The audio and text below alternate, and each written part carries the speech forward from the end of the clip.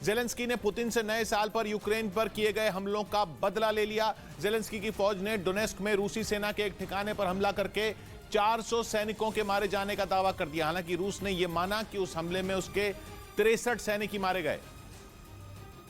लेकिन अगर ऐसा हुआ है तो यह भी पुतिन के लिए किसी बड़े झटके से कम नहीं है, क्योंकि 11 महीनों से जारी जंग में ऐसा पहली बार हुआ जब रूस ने इतनी बड़ी संख्या में अपने सैनिकों के मारे जाने की बात मानी है।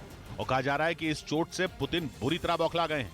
पश्चिमी देशों ने इस बात की आशंका जताई कि अब वो यूक्रेन पर जल्द ही बड़ा हमला बोल सकते हैं। उसके कई शहरों को ड्रोन और मिसाइलों से निशाना बना सकते हैं, यानी आने वाले दिन यूक्रेन पर भारी पड़ सकते हैं। क्योंकि यूक्रेन ने रूसी सेना पर अब तक का सबसे बड़ा प्रहार किया। यूक्रेन के मुताबिक उसकी सेना ने डोनेस्क के मकाकीव शहर में रूस की फौज के एक ठिकाने पर मिसाइलों की बरसात कर दी।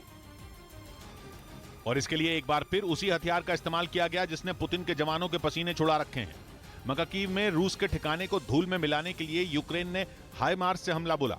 रूस के रक्षा मंत्रालय के मुताबिक यूक्रेन ने हाइमार्स से एक साथ 6 मिसाइलें दागी। रूस ने दावा किया कि उनमें 2 मिसाइलों को ढेर कर दिया गया, लेकिन बाकी की 4 मिसाइलों ने उसकी सेना के ठिकाने को तबाह कर दिया। और यूक्रेन के इस हमले में रूस के 63 सैनिक मारे गए। हालांकि हमला कब हुआ इसकी जानकारी न तो रूस ने दी और न ही यूक्रेन इस पर कुछ बोला।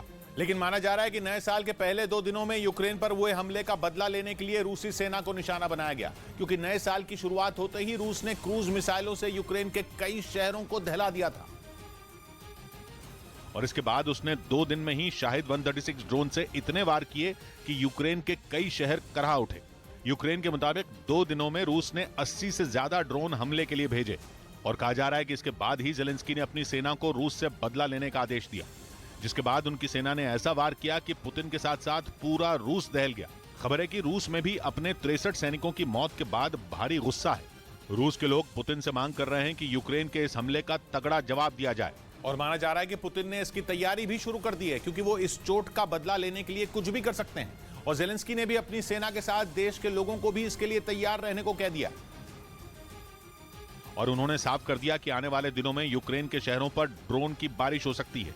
जेलेंस्की ने अपनी सेना को आगाह किया कि रूस पलटवार जरूर करेगा और इसके लिए वो फिर शाहिद 136 ड्रोन का बड़ी संख्या में इस्तेमाल कर सकता है। जिससे बचने के लिए जेलेंस्की ने कीव समेत सभी बड़े शहरों में एयर डिफेंस सिस्टम तैनात करने का आदेश दे दिया, ताकि रूस के किसी भी दांव को फेल किया जा सके।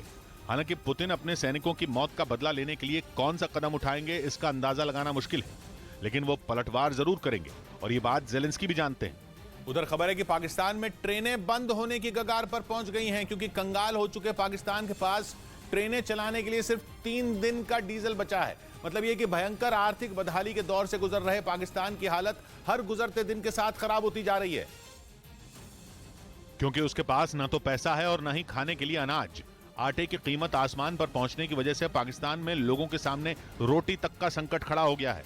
यहां तक कि दूसरे देशों से सब्जी खरीदने के लिए भी उसे उधार लेना पड़ रहा है। और अब खबर है कि पाकिस्तान में ट्रेनें भी ठप होने वाली हैं, क्योंकि बताया जा रहा है कि पाकिस्तान के पास ट्रेनों को चलाने के लिए सिर्फ 3 दिन का ही डीजल बचा है।